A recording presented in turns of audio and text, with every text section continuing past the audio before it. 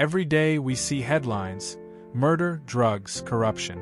But behind them lie stories darker than anyone imagines. Today, two crimes that expose America's violent underworld. One, a gang that killed for respect. The other, a man who ran a drug empire from prison. Two stories. One truth: evil doesn't always hide in the shadows. Stay till the end. This will change how you see power and control forever. It began like any other gang story, with loyalty, fear, and a desperate hunger for power. But this time, what the FBI uncovered went far beyond street violence. 5 members of the infamous MS-13 gang have been found guilty of committing 6 gruesome murders, all to climb the brutal hierarchy of their organization. The MS-13, or Mara Salvatrucha, has long been one of the most feared criminal groups in the United States. Originating in Los Angeles in the 1980s, the gang spread across Central America and into American cities, leaving a trail of bodies wherever it operated. Its members live by one rule: blood in, blood out. According to federal prosecutors, these 5 men weren't just carrying out random killings. Each murder was a calculated move to gain respect, rank, and recognition within the gang. Their victims were often young, sometimes even teenagers, accused of betraying the gang or simply belonging to rival group. The evidence, gathered over years, painted a picture of ritualistic cruelty, acts designed to prove loyalty through violence. One of the most shocking cases took place in a wooded area outside Los Angeles. Investigators discovered that a victim had been lured there under the pretense of a party. Instead, he was surrounded by MS-13 members armed with machetes. They recorded parts of the killing on cell phones, proof of their achievement to be sent up the chain of command. The FBI's Los Angeles field office described the murders as gruesome, deliberate, and cold-blooded. Bodies were found dismembered, buried in shallow graves. Many of the killers were barely in their 20s. Some had been recruited from El Salvador and Honduras and brought into the U.S. specifically to enforce the gang's reign of terror. For years, these crimes went unsolved. Witnesses were too afraid to talk. Families disappeared overnight. But in 2021, a joint task force between the FBI and local law enforcement began piecing together the puzzle. Using intercepted messages, social media activity, and confidential informants, they traced the violence back to one small MS-13 clique, a local cell that called itself the Fulton Program. Prosecutors said the members operated like a death squad. They targeted anyone seen as weak, disloyal, or even too ambitious.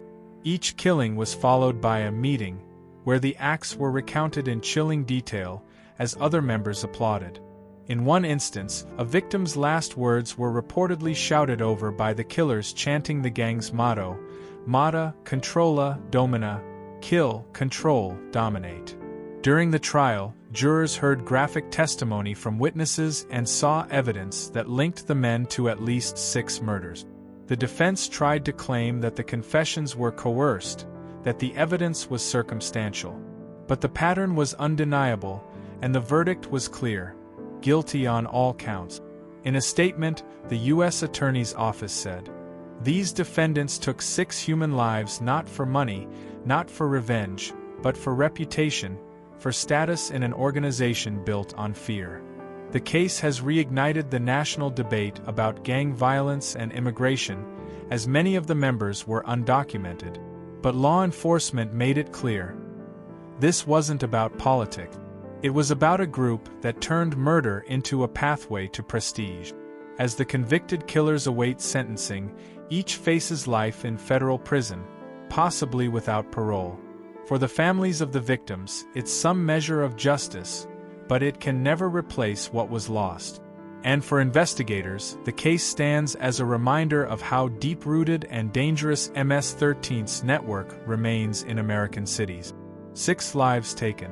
6 trophies in a twisted game of loyalty. And all for one thing: to belong. If the MS-13 case was about blood and power, the next story is about control and greed on a whole new level. Jarvis Matthews was already serving time for violent offenses in a Georgia state prison. But behind those walls, Matthews wasn't just another inmate. He was running a multi-million-dollar drug operation from his cell.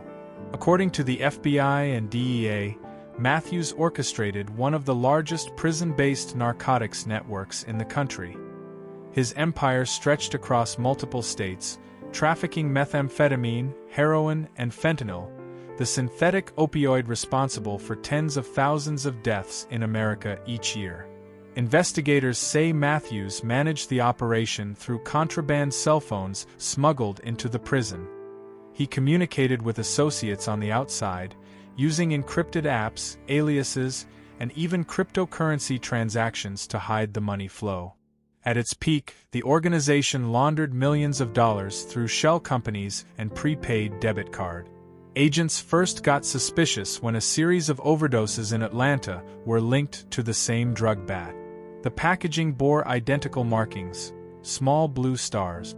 Tracing those led them to a network of street dealers who all pointed to one name: J. That J, they learned, was Jarvis Matthews. What's remarkable is how Matthews maintained control from inside a maximum security facility. He gave orders daily, approving shipments, assigning distributors, and even disciplining his subordinate. When one courier lost money, Matthews allegedly ordered an attack on the man's family. The threat was enough to keep everyone in line.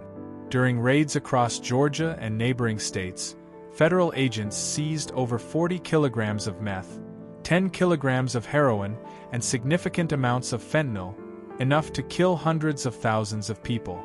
They also recovered weapons, vehicles, and cash totaling more than $2.5 million. At trial, prosecutors played recordings of Matthews giving orders from prison. His calm voice contrasted with the chaos his empire caused outside. "Make sure the drop's clean," he said in one intercepted call. "No mistakes. No heat." Even from a cell block, he was untouchable, or so he thought. The FBI worked closely with the Georgia Department of Corrections, setting up surveillance, wiretaps, and sting operations. Bit by bit, they unraveled the operation. When the verdict came in, Matthews was found guilty of drug trafficking, money laundering, and conspiracy to distribute controlled substances. The judge called him a prime example of organized criminal leadership behind bars. Now, he faces additional decades in federal prison, effectively spending the rest of his life behind bars. But even with Matthews gone, investigators believe his network still has branches that remain active, using the same systems he created. His story is a chilling reminder that prison walls don't always stop criminal power. Sometimes they simply hide it. Outside, the war on drugs continues. Inside, men like Jarvis Matthews prove that control and corruption can thrive even in the most secure places. The world can seem peaceful, quiet streets, calm neighborhoods. But beneath it, gangs kill for status, dealers profit from death, and some destroy lives just to feel powerful. Evil doesn't disappear. It adapts, grows, and hides in plain sight. Stay alert. The most dangerous monsters aren't always in the dark. Sometimes they're already in the light.